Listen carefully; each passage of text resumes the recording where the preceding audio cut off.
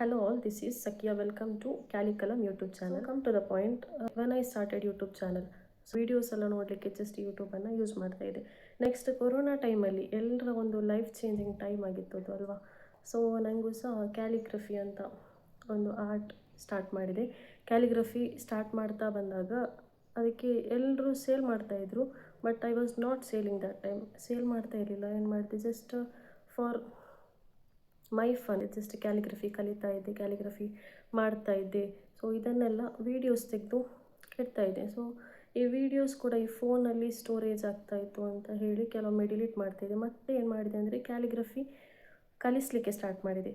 So ಕಲಿಸುವಾಗ it takes long video. So ಏನು ಮಾಡಿದೆ, ಸ್ಟೋರೇಜ್ಗೋಸ್ಕರ ಯೂಟ್ಯೂಬಲ್ಲಿ ಪೇಜ್ ಸ್ಟಾರ್ಟ್ ಮಾಡಿ ವೀಡಿಯೋಸನ್ನೆಲ್ಲ ಅದಕ್ಕೆ ಅಪ್ಲೋಡ್ ಮಾಡಿ ಅನ್ಲಿಸ್ಟೆಡ್ ಮಾಡ್ತಾ ಇದ್ದೆ. ಅನ್ಲಿಸ್ಟೆಡ್ ಮಾಡಿದ್ದನ್ನು ಜಸ್ಟ್ ನನ್ನ ಗ್ರೂಪ್ಸ್ನಲ್ಲಿ ನನ್ನ ಸ್ಟೂಡೆಂಟ್ಸ್ಗೆ ಮಾತ್ರ ಶೇರ್ ಮಾಡ್ತೇವೆ. ಹೀಗೆ ಒಂದು 12 ಕ್ಲಾಸಸ್ ಇದು ವೀಡಿಯೋಸನ್ನು ಫುಲ್ ಅನ್ಲಿಸ್ಟೆಡ್ ಮಾಡಿ ಇಟ್ಟಿದ್ದೆ.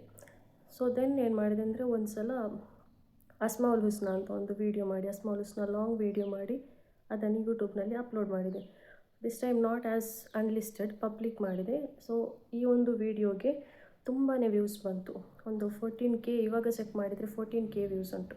ನಾನು ಪೇಜ್ ಸ್ಟಾರ್ಟ್ ಮಾಡಿದ್ದು 23 ಜೂನ್ 2020 ಈ ಒಂದು ಇಸ್ವಿಯಲ್ಲಿ ಯೂಟ್ಯೂಬ್ ಚಾನಲನ್ನು ಸ್ಟಾರ್ಟ್ ಮಾಡಿದೆ. ಸೊ ಆವಾಗ ಫಸ್ಟ್ ಟೈಮ್ ಪಬ್ಲಿಕ್ಕಾಗಿ ಶೇರ್ ಮಾಡಿದ ಒಂದು ವೀಡಿಯೋ ಅಂದರೆ ಅಸ್ಮಾವುಲ್ ಹುಸ್ನಾ.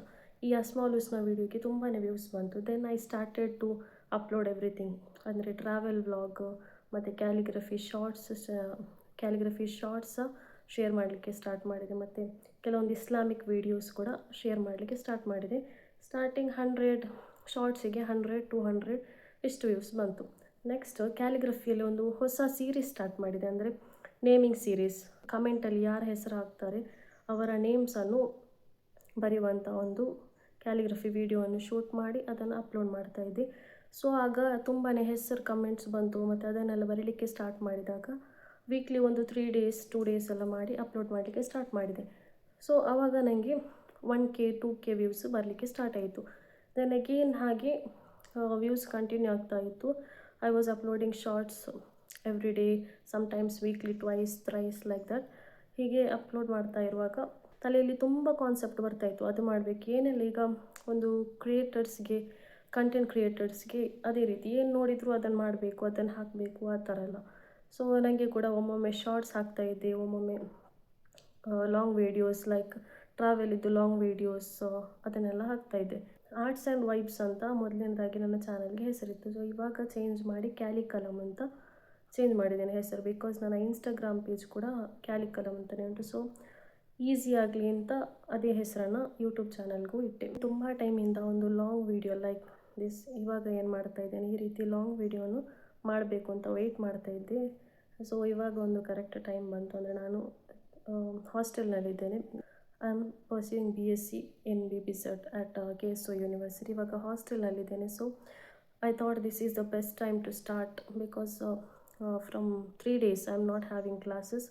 ಸೊ ಬೋರ್ ಆಗ್ತಾ ಉಂಟು. ಸೊ ಹಾಗಾಗಿ ಈ ಒಂದು ವೀಡಿಯೋನ ಅಪ್ಲೋಡ್ ಮಾಡುವಂತಾಯಿತು. ನಾನು ಯೂಟ್ಯೂಬ್ ಚಾನಲನ್ನು ಸ್ಟಾರ್ಟ್ ಮಾಡಿದೆ. ಇನ್ನು ಇನ್ಶಾಲ್ಲಾ I will continue posting like vlogs, travel vlogs and study vlogs, some calligraphy shorts, arts, DIY videos. So ಈ ಎಲ್ಲ ವೀಡಿಯೋಸನ್ನು ಇನ್ಶಾಲ್ಲಾ ಕಂಟಿನ್ಯೂ ಆಗಿ ಪೋಸ್ಟ್ ಮಾಡ್ತೀನಿ ಅಂತ ಇದ್ದೇನೆ. So if you like this video, like, share and comment. Forget to subscribe. Okay, thank you.